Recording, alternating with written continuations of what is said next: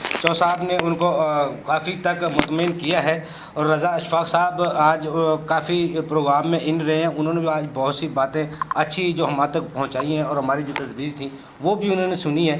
چودھری صاحب جیسا آپ پہلے کہہ رہے تھے ریٹرن کے حوالے سے جو مسائل ہیں ان کو حل کرنے کے لیے ویسے آسان حل کیا ہے چودھری صاحب؟ دیکھیں بات یہ ہے کہ اس سے پہلے بھی آپ کی آن لائن سسٹم چلتا تھا، پرانا سسٹم تھا، اس میں اس طرح کے مسائل نہیں تھے۔ اس کی دو ریزنز تھیں۔ اس کی ریزن سب سے بڑی یہ ہے کہ جب ہم قانون کو ہر شخص اپنے طریقے سے انٹرپریٹ کرنا شروع کر دے گا، جو کام عدالتوں کا ہے انٹرپریٹیشن کا، اگر آپ اس کی اپنی مرضی سے انٹرپریٹیشن کر کے تو وہ ان چیزوں کی امپلیمنٹیشن اس سسٹم میں کر دیں گے تو الٹیمیٹلی مسائل بڑھیں گے۔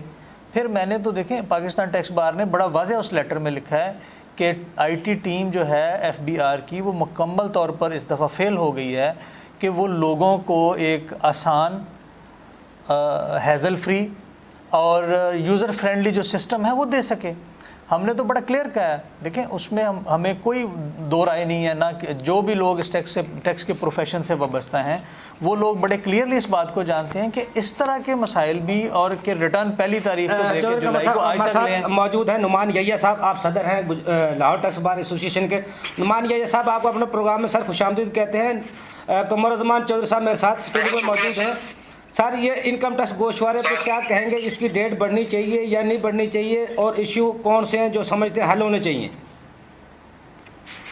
بہت شکریہ افضل ایوبی صاحب۔ سب سے پہلے تو میں سمجھتا ہوں جس طرح آپ نے فرمایا کہ ریٹرن کی ڈیٹ تو لازمی بڑھنی چاہیے، اس کے پیچھے سب سے بڑی جو وجوہات ہیں وہ ہیں جو انڈیویجول ہیں ان کی ریٹرنز میں ایک تو کیلکولیشن کا معاملہ آ رہا ہے، دوسرا معاملہ جو میں سمجھتا ہوں اہم ہے، جو ریٹائرڈ لوگ ہیں اور ان کی کوئی ذریعہ معاش نہیں ہے اور ان کے اگر کوئی فکس ڈپازٹ ہے ان کے اوپر کسی بھی قسم کی ود ہولڈنگ نہیں بنتی، اور اگر ان کا کوئی ٹیکس کریڈٹ بنا ہوا ہے، ریفنڈ بنا ہوا ہے پچھلے سالوں کا جو ریفنڈ الاؤ نہیں کر رہے، مثال اس کی اس طرح لے لیں کہ بہبوز سیٹنگ ریٹ پہ اگر کسی نے 5 ملین کے کیے ہوں تقریباً 6-6.5 لاکھ روپے ٹیکس بنتا ہے، 6 آمدنی بنتی ہے، اور اس پہ ٹیکس بنتا ہے تقریباً 20-22 ہزار روپیہ 6 لاکھ آمدنی پہ، اور اگر اس کا ریفنڈ نہیں ہے، پچھلا ریفنڈ پڑا ہوا ہے، اس کو ایڈجسٹمنٹ نہیں دی جا رہی تو اس کو 20-22 ہزار روپے جیب سے دینا پڑے گا۔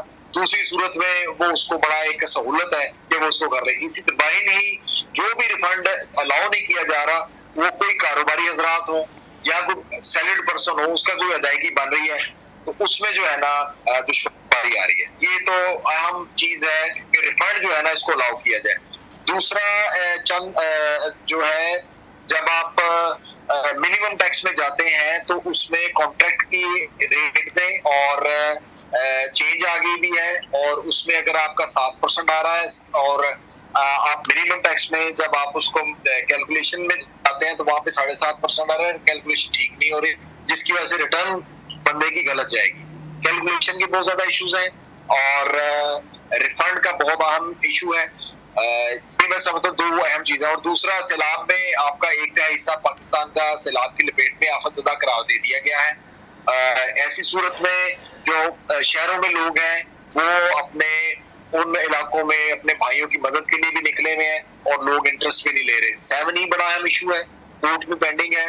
اسی طرح جو ہے ہمارا کیپٹل گین، یہ دونوں ایشوز بڑے اہم ہیں جس کی وجہ سے لوگ جو ہے ریلیکٹنٹ ہے اپنے گوشوارے فائل کرنے میں۔ جی سر نعمان صاحب بہت شکریہ، آپ کے مطالبات حکام تک پہنچ جائیں گے۔ سیکٹری ایف بی آر ہمارے ساتھ موجود تھے رضا اشفاق صاحب۔ چودھری قمرالزمان چودھری صاحب نے ان سے بڑی تفصیلی گفتگو کی ہے، یہ مسائل انشاءاللہ حل ہوں گے۔